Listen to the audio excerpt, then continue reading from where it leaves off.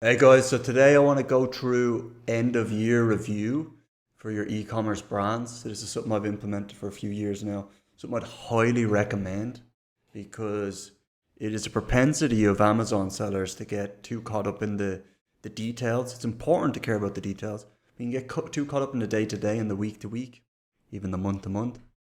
But real longitudinal data over the course of a year is where you're going to find real high level insights. Okay.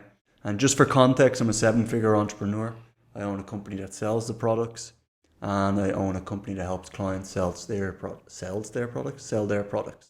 which is where most of my time goes. And very lucky at this time of the year to have clients doing some great things. So I'm very excited for 2026. Okay, so let's dig in here and let's have a look. So you'll see my screen here. This is an active sheet. This is what we're using. You see the sheets at the bottom, just for supporting that. Obviously forecasts, historical data, cash, accrual, all this stuff, right? This is what we use. Now I have created a separate sheet for this YouTube video because I'm not giving you the exact, obviously, numbers behind this brand or these brands, I should. But I will just click in and show you that it is actively being used. I've obviously blurred it. So we got a couple of brands here, and we're looking at the data on this. Now we'll be filling in 2025 momentarily. So I'm excited about that.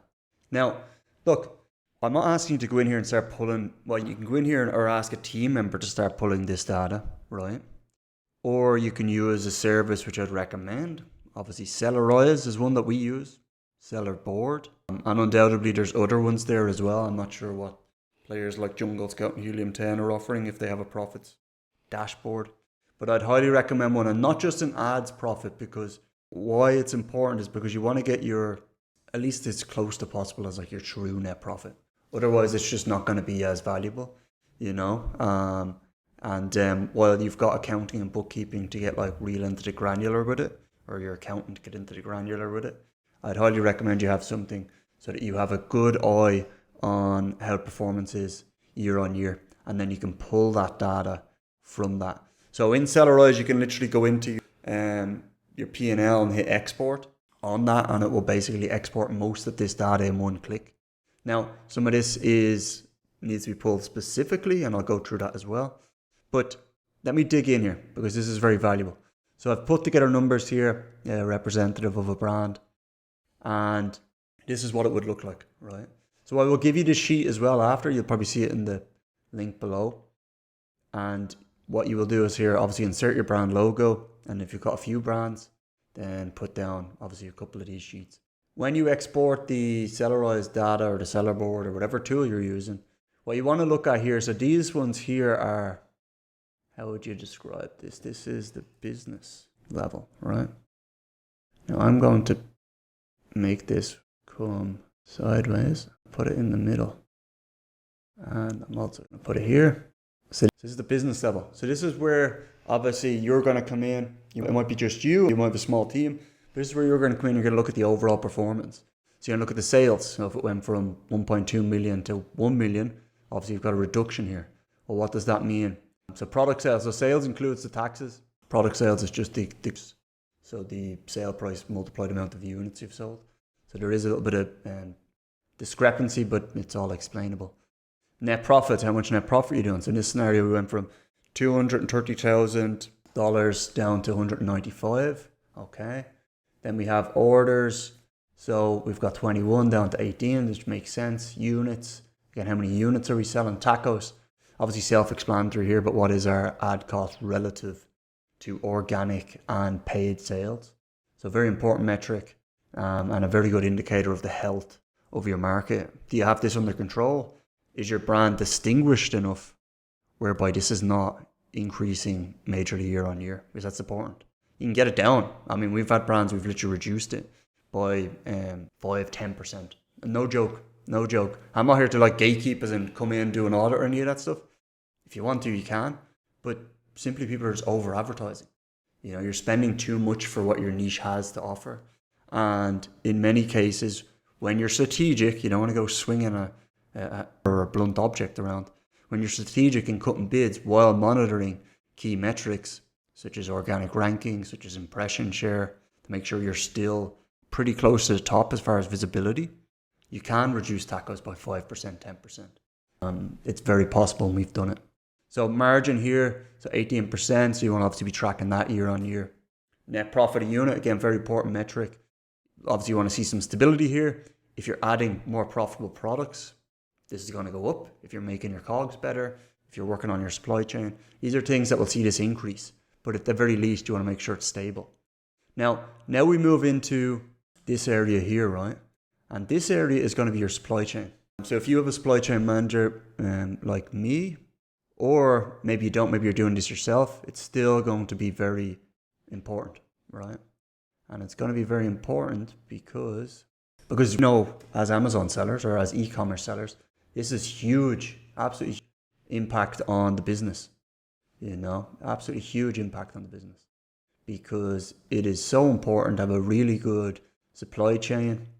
And this is an area that is huge source of cost for your business. Alongside obviously the front end, which is obviously Amazon and ads, etc. The next big one is going to be your supply chain. So what are we looking for in here? Well, it's going to come down to a unit per unit basis, but we're looking at FBA fees. How much are we paying Amazon? Amazon's a very necessary thing. It's the biggest retail in the world. But ultimately, how much are we paying them? Is it $500,000? Are we spending half for profits with Amazon or not? These are metrics we need to know. Obviously, FBA fees are fixed. Now, Amazon does increase from time to time, but we're doing a similar amount of units. We want to make sure we're paying a similar amount of fees. It's very easy to miss some of these, if you don't have someone there, or even if you do have someone there, you can often miss these FBA fees creeping up. So pays a lot of money to be on top of this and making sure you're optimizing packaging to go with that. So for example, if you look at here and you see, maybe this is the opposite case, but if you see that the FBA fees have gone up and your units have stayed the same, or let's say your FBA fees per unit has gone up, it would be one indicator that some of the fees have increased. And you could be strategic here and look at your packaging. There may be ways to make the packaging custom or not custom. It's obviously going to be all custom, but make it smaller, and it can add up to a huge amount. Your FBA fee might drop by $3 or $4 a unit. Now you do, what are we looking at here? You do 20,000 units at an extra $4 profit. I mean, look, we're talking about 80 grand, 100 grand. These are the high level kind of metrics that you're probably starting to get an understanding of if you've been selling on Amazon for any period of time. And if you're not, please run this and then check it yourself. Referral fees, okay, so FBA fees are going to be down to the size of your product, of course, but referral fees are going to come down to your selling price. So you have to pay Amazon nearly for all niches. It's 15% of the selling price. So if you sell a product for $50, then you have to sell that for 15%. So that would be, so 10% of 50 is, 10% of 50 is 5 and then 250. So it'd be $7.50 in referral fees. You'd be paying Amazon if you're selling a unit for $50. So this one's largely unchangeable, but it is a real fee. You don't have to pay this fee if you were selling in a different channel. It's just a fee that has to come into it. So in certain situations where we've expanded D2C, whether it's for us or clients, you're still going to have to pay the FBA fee if you're shipping out of Amazon. So our recommendation, generally speaking, is if you can keep your supply chain streamlined so the goods are in Amazon, but you might be selling Shopify, you might be selling D2C, you can obviously ship the goods from Amazon to the customer through the integration with Shopify. So that's obviously a big one. So you're still going to be paying an FBA fee, that's for sure. The referral fee wouldn't exist in that situation because the sale is not taking place on Amazon.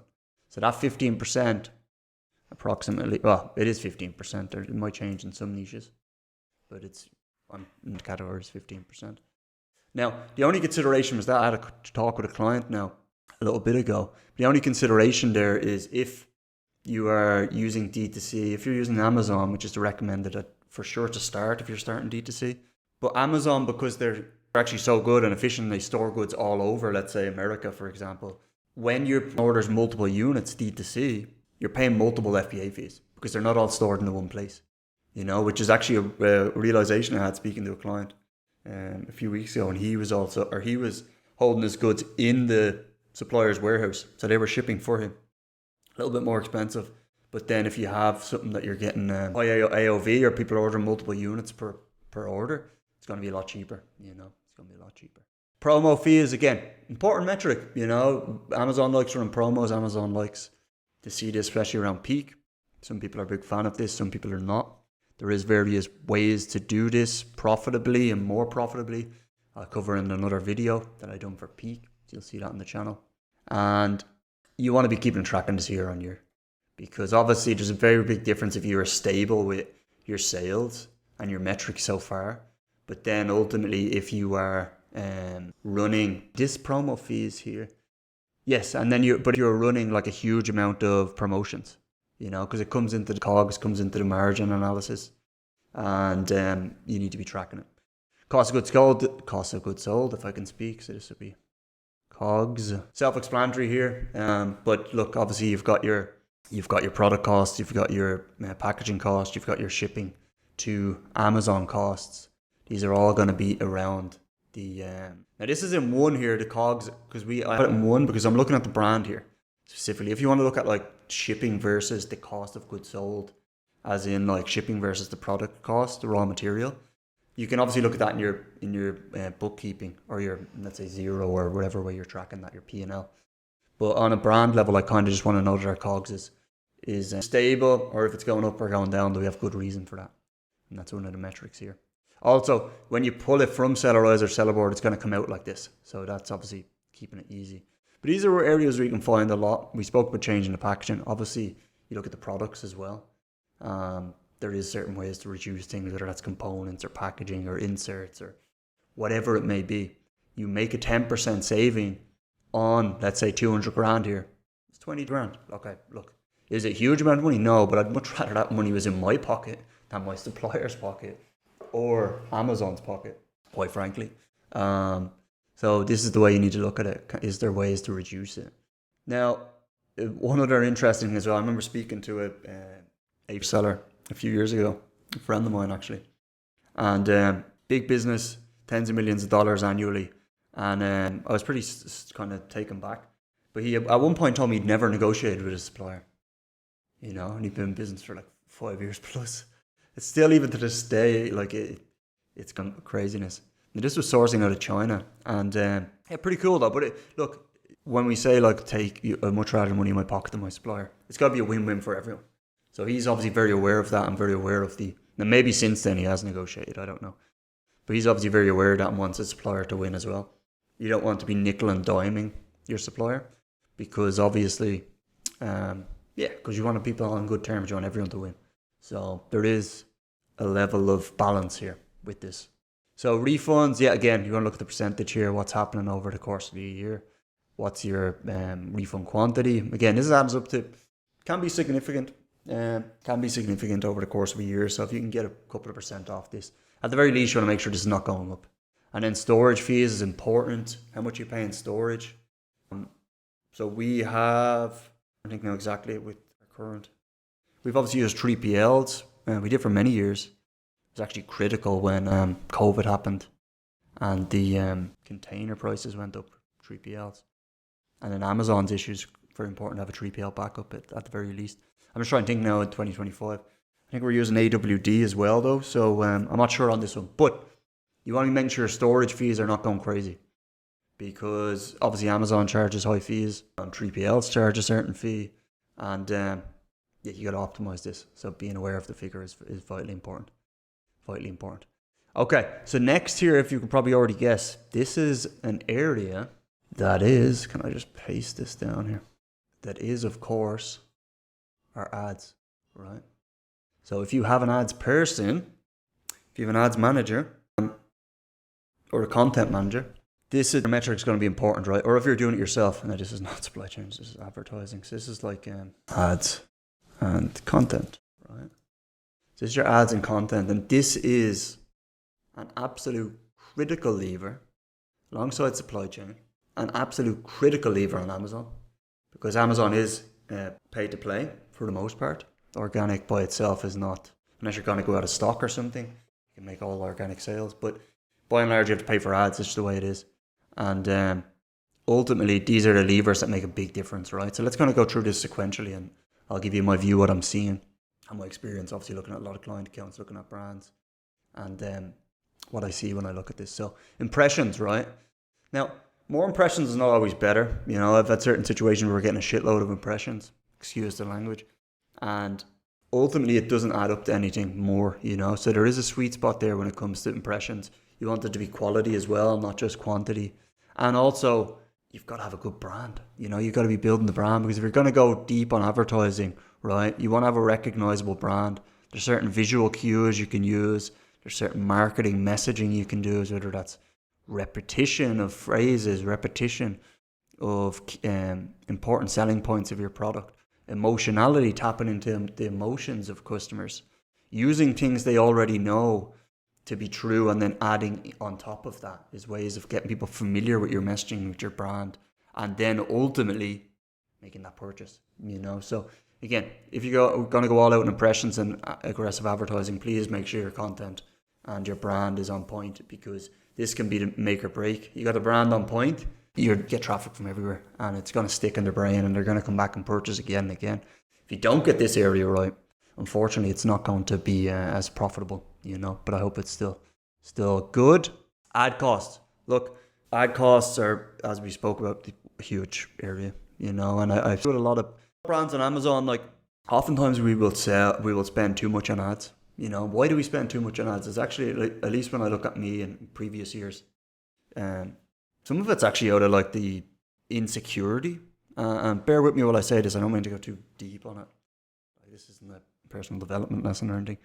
But ultimately, if you spend a lot on ads, you basically keep away. You basically, it is a moat. Like, you can stop competition from gaining ground, which is, but also it's a way of like basically shortcutting that visibility, right? When in reality, ad costs are going to keep increasing over the years. That's for sure.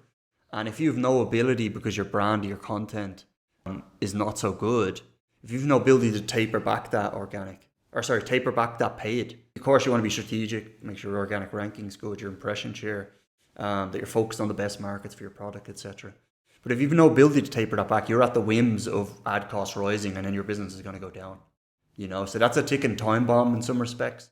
And this is why it's so important, branding and content now in 2026, 2025, of course. And it will be in 2026. It's going to be more important. So ad cost, there's, in many respects, in many ways, in fact, it's very rare that this is not true. There's ways of reducing your ad cost strategically and increasing the profit in your business. It's very easy to get caught up in Amazon. They add more advertising types, whether it's, it used to be just sponsored products, right? Sponsored products, and there's sponsored brands, and then there's sponsored brands video, and there's sponsored display, and there's DSP, and then there's what did they recently add? Rufus ads, which is beta testing now. Maybe it's already released, I'm not sure, but they're good at adding more. They're a business, they want to make money, so if they can add more ads in there and people continue to spend, then they make more money. But it doesn't need to be like that. There's certain ads, obviously sponsored products being a good one. Sponsored brands can work very well in certain situations as well. But you don't need to spend on all the ads all the time. You know, you've got to be strategic with it. So they keep adding, but that does not mean you need to use all of them. You need to be very specific to your brand. Okay, ads, orders, ad units. So these are self-explanatory. Ads units percentage. Again, look, you want your organic to be as high as possible, you know. It really depends on the niche. You see organic 60-70% plus in some niches, and you see it a lot less in other niches. It really does depend. But in my experience, if this is too high, or if your organic sales percentage is too low, it's usually because you're over advertising, you know. Ad clicks, again, you want to be keeping an eye on this. CPC, so an important one, right? Because we've had clients in the past where you're like, maybe the A cost is creeping up, right? But not much has changed. So it is good to know that the CPC is there, or that what the CPC is, you know, because CPCs will go up. Look, one of the things I've noticed as well, like if your bid is just, I'm going to be real straightforward here. If you bid really high, which we've done in the past, if you bid really high on a term, right, because you want to make sure you capture that top of search, you want to make sure you've got that visibility, your impression share is really high, Amazon are going to take your bid at a higher level. It's just as simple as that. Amazon, it might be down only bidding, right? It might be down only in the sense that they're going to reduce the bid to as low as possible to basically win the top bid placement. But they're going to spend more. Look at it. You know, they're going to spend as high as they can. So some other guy, whether he's launching a product or something, he's probably got up and down set. So your bid ends up being like 50% higher than it needs to. You know, it ends up being like $2 instead of like 150. And these things can make a huge difference. I mean, they can make a huge difference in the day-to-day profitability, but also over the course of a year. If you're spending like 30 or 40% more than you have to on your visibility, which a lot of people are, you'd be surprised. It's add up. We look at this ad cost here, right? 200K, 30, 40% of that is like, it's a lot of money. So at 40%, okay, 40% is what, 80 grand? I mean, okay, it doesn't even need to be the extreme of that, right? Even if it was you're spending 10% more, it's 20 G's. Or you're spending 20% more, that's 40 grand. And again, this is a 7-figure. This is like a $1 million. Again, it's going to be like, whatever your ad cost is, if you can get that down by 10%, 20%. Looking at the annual, these are the strategic plans. This is why in the agency, we're going through account by account and auditing at the end of the year. You know, we're doing a growth audit. We're looking at all these key areas. You know, we're looking at the business level, we're looking at the product level, we're looking at the supply chain. I'm the clients. I'm asking them how their supply chain is. What was your in-stock rate last year? How good is your product roadmap for new products? What's your marketplace expansion like? How's your intellectual property defense? What else? How's your hazmat? How's your health and compliance? You know, these are all the key areas. So I know our clients are going to be prepared, and I want you to be prepared as well. So these are things you need to look at. Now, if we look at the ads units, we look at the ad clicks, we look at the CPC, organic, obviously we want to see this increasing. And as I said, usually 99% of the case, there's a way of getting this up if you know what you're doing. And I hope you're picking up some of the things that are important here as I'm saying it. Organic units, again, stable. You don't want to see this decreasing. And if your brand is good enough and your conversion is good enough, you'll always have the ability to tune down ads and make more profit. If you do not have that ability, that is a problem, and you are on a clock. So that is when things need to change, and maybe need to find ways of getting that sorted out. Branding, conversion, these type of areas. Okay. Ad sales. Okay, so obviously ad sales. I'm not sure what's going up here. Oh, this is dollar bills. Ad sales. So what does that look like? ACOS again. How does it look like? Click-through rate. Okay, very important. Now you can get the click-through rate on product here. I don't know overall, but a click-through rate per product is important, you know, at least on the parent level is really good.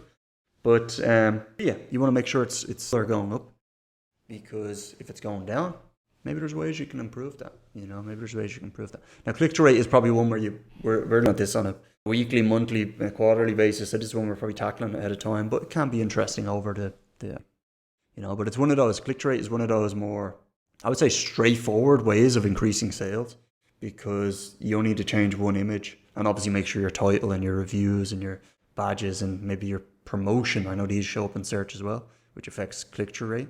And make sure these are good. Obviously you've got sponsored brands as well, click-through rate. So you got your creative, you got your taglines, you got the products that you advertise in that ad. These all affect click-through rate. So there is metrics going here. It is one of the easier, I know what you're doing, ways of getting more sales. So you can break this down by SKU if you want. Next, we've got the SKU conversion rate. Now, this is a highly important metric. Could it be one of the most? We've covered a lot of really good stuff here, but this could be the biggest metric we're looking at right now.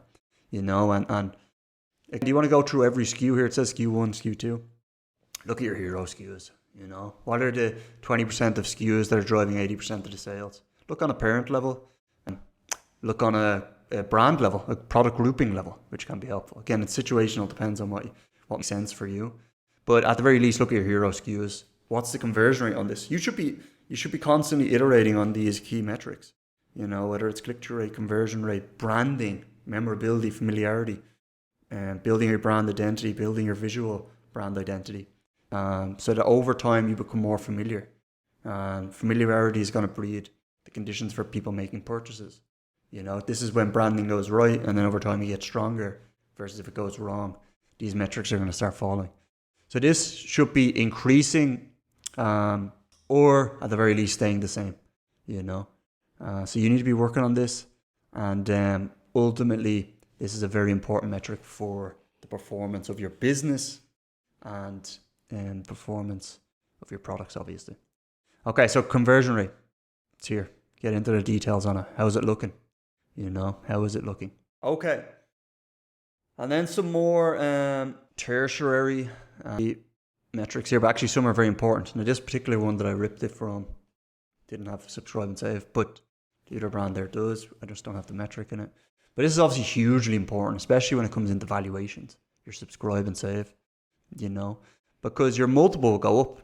So let's say you're 7 figures or even just below, kind of low 7 figures, multi 7 figures. Your valuation is going to be based on a multiple of your net profit, your monthly net profit. So for example, it might be, depending on how your brand, if your brand is declining in sales, it's going to get a very low multiple to difficult to sell. So this might be 30x your monthly net profit. Whereas if you're doing things right and let's say your brand's growing or stable and there's lots of reason for lots of potential, you can get a 40, 45 multiple on your net profit, which is fantastic. But subscribe and save is a huge part of that because this is the guaranteed revenue. You're going to be pushing up into towards 50 if you've got subscribe and save. So this is obviously a beautiful thing and one that needs to be tracked if you have replenishable products. Okay, other things here, obviously sales per unit. If you increase AOV or if you increase the sales price per unit, again, this might naturally be increasing over time with tariffs and stuff like that. Obviously inflation is a real thing. So don't feel bad about increasing prices. Make a huge difference at the end of the year. But test it, see what's the sweet spot where customers are happy, they're getting value, but yet you're obviously getting the return you need to run a business and grow a business. So that's important. Refund unit, okay. So what's the refund per unit? Ad cost a unit. Again, that's important. What is your ad cost per unit over time? Because this can obviously tend to increase, and obviously is a huge component of the net profit per unit, right? So ad sales a unit, and how many ad sales you're making. Product sales, an order. So again, we're looking at a similar metric here because there might be one order might have more than one unit. So it's a very similar metric. Again, these are a little bit more tertiary here. These are big, obviously quite important. MCF orders. So again, this might be a metric because sometimes customers contact you with issues. And if you or your team member is sending merchant fulfilled orders, it's another way of tracking because they might not be getting a refund, right? So let's say your refund rate is 3%, but sometimes customers are contacting you by your support email and then you're just sending another unit to them. That's not going to come in refund. So it's a good idea to make sure there's no creep here and you're not leaking profits. Obviously if this doubled or tripled, you may have a problem over time. Coupons, how many coupons you're running. Again, this metric by itself doesn't mean much, but when you connect it to sales and like what I said earlier, if we've got sales the same year on year, or maybe the sales are increasing 10%, but we've run 5 times as many coupons, you got to look at that. Is that extra expense worth it or not? Is the metrics we're seeing, conversion rates, click-through rates, etc., is that because we were running coupons for most of the year, which obviously I would not recommend. If you become dependent on them, then again, it points to a bigger problem with the brand conversion and your ads potentially as well. So, and promo, same thing. Subscribe and save. This is a hugely important metric, because even as I'm talking to, I have a lot of clients here in F&B, cosmetics, etc. And it's a hugely important metric because you want to get a valuation. At least a lot of our clients want to get exits one day. So there should be a clear metric here on subscribers. And ultimately, this is the guaranteed revenue for the potential buyer one day, the guaranteed profit for the potential buyer. Obviously, the profit for you right now as well. So subscribe and save is a hugely important metric if you have a replenishable business, and there's obviously a lot of niches for this. So that, and then taxes, again, this is kind of a little bit more of I'm not going to go into taxes necessarily, but it's pulled from the software itself. Now, this is very important, and how this will look for you. Again, you can pull this data for previous years, you'll have the data there. Now, the one caveat here is I think the softwares have changed. I think Amazon is coming down harder on some of this. Not coming down harder, but they've invented terms of service for their software providers. And I think in some cases that these software providers are not allowed to hold data more than 18 months. If I'm not mistaken, I've seen this over the past few weeks. I've seen a couple of software providers say this. Now, I don't know if this is industry-wide, but if you can pull all this data, it's going to be hugely insightful. And then as you fill this out, again, you're looking at these metrics Are you still in good shape? Is everything stable? Is everything growing? Fantastic. If everything's growing, let's double down. If everything's stable and ways to grow it, okay, double down. If everything's stable, maybe there's not so many ways to grow. Okay, but it's stable. Maybe there's another brand there. Maybe there's another product there. Again, to launch a new brand, one hero SKU is all it takes. And this can completely change your e-commerce business and completely change your life, basically. One hero SKU.